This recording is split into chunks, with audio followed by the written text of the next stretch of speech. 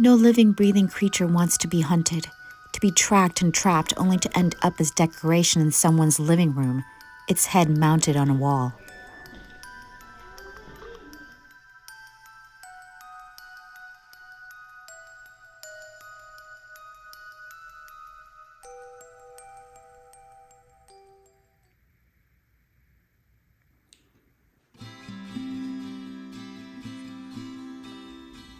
I went for a short run this morning, 3 miles, then a quick workout and felt so energized.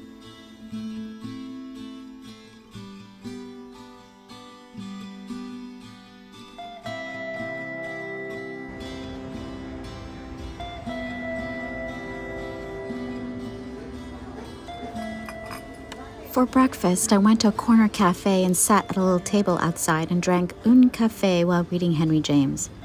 I felt so Parisian. Un café noir and a little espresso cup.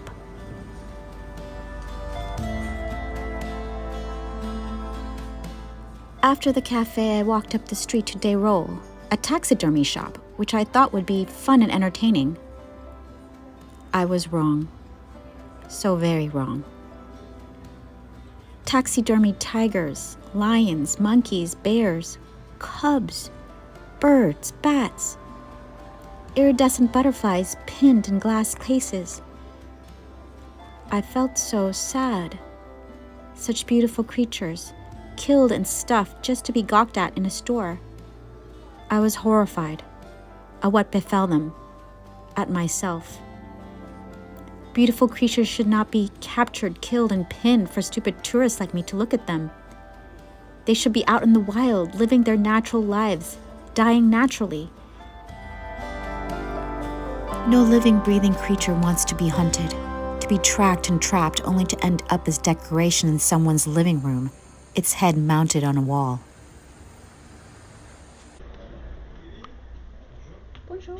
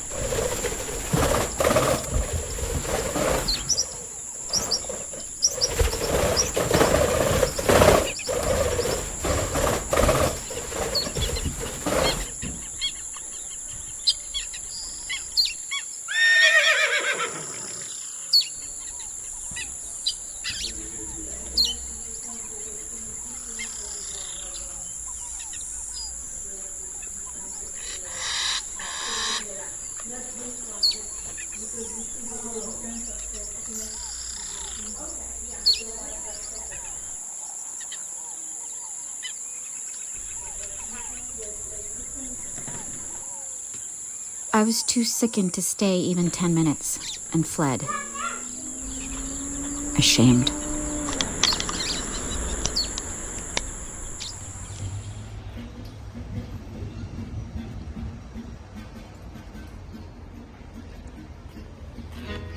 Needing to be soothed after those rooms of manicured massacre, I sought refuge in a little park, Square Maurice Gardette, lovely and green.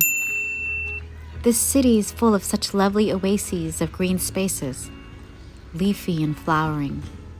I strolled for a bit.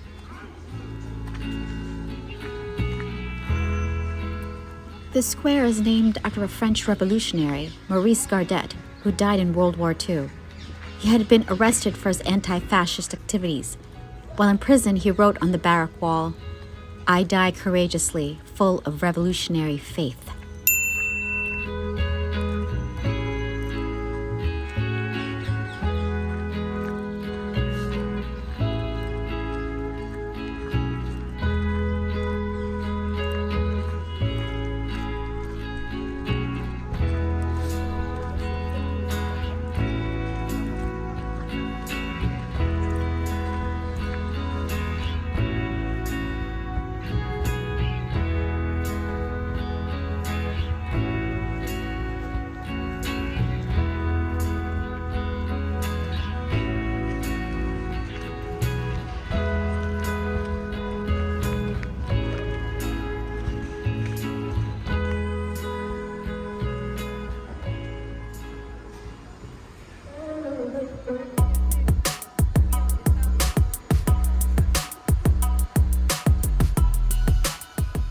The irresistibly named La Fee Verte, or the Green Fairy. I had to check it out, eager to be here early before the lunch crowd.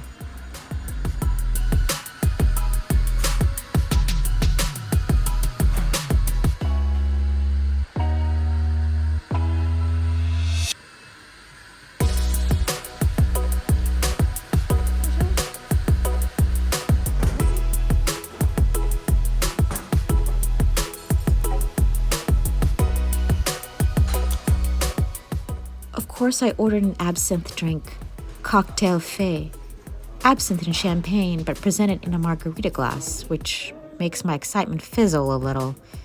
Still, it is going straight to my head, making me a bit tipsy.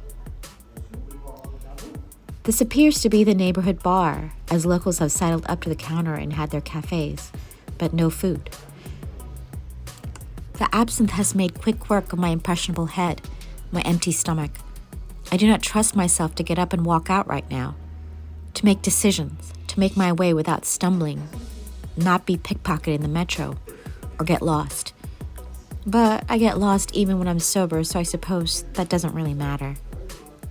My head will settle in a few, I know.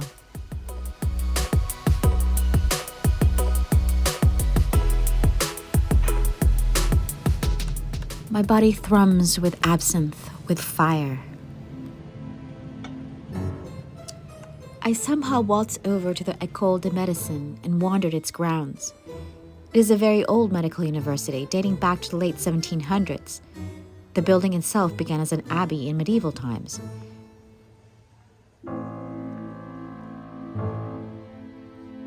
As expected, there are busts of notable French men of medicine, marble statues of sickness, wasting away, and grief. Strange. I've only ever seen beautiful young women depicted as pining over dying men, young or old, mostly old. But never beautiful young men pining or grieving over dying elderly women.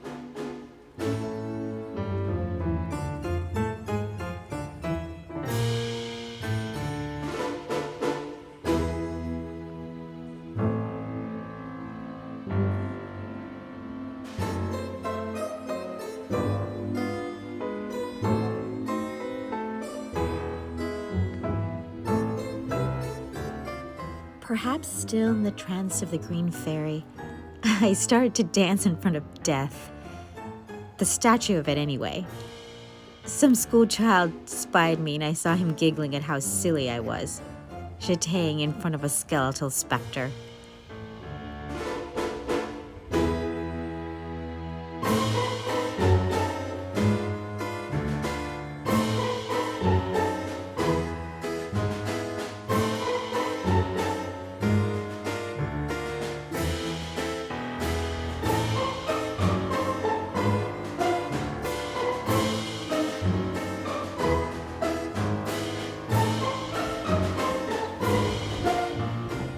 Then I strolled to the Cluny and marveled over a couple of gardens, one in its grounds and another in front of it.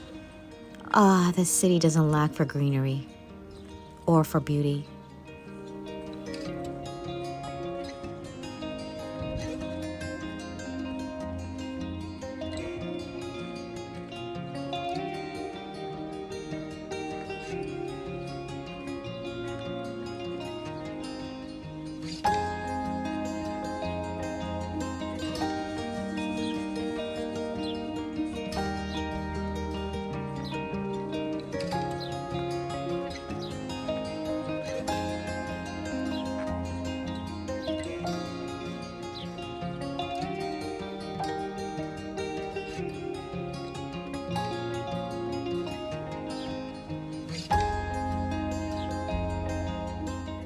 I like not having to hurry like every other time I've been in Paris, or anywhere.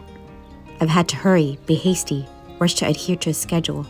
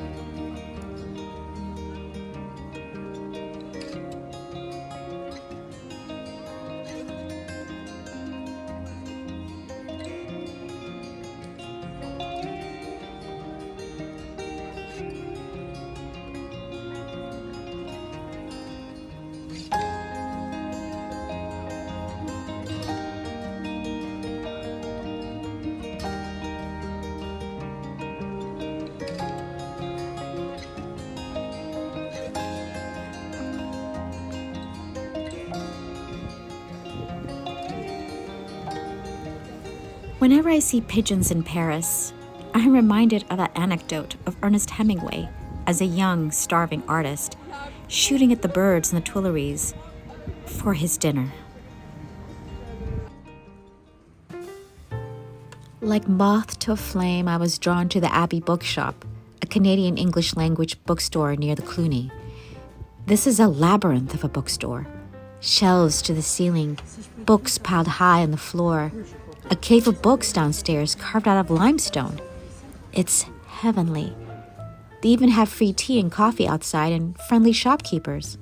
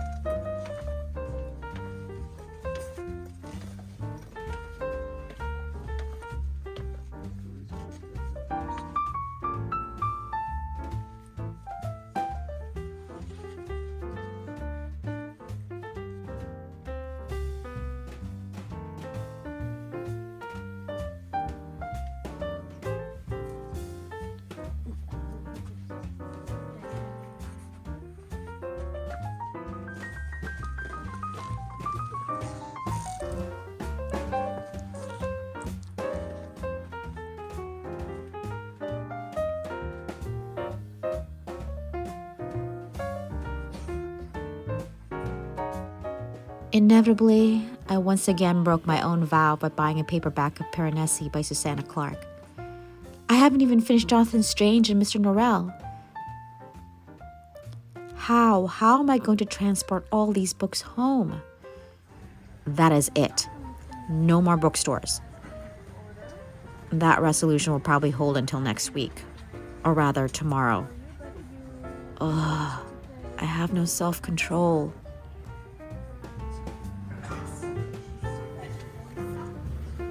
Flaneur, one who wanders with no other purpose than to observe contemporary life.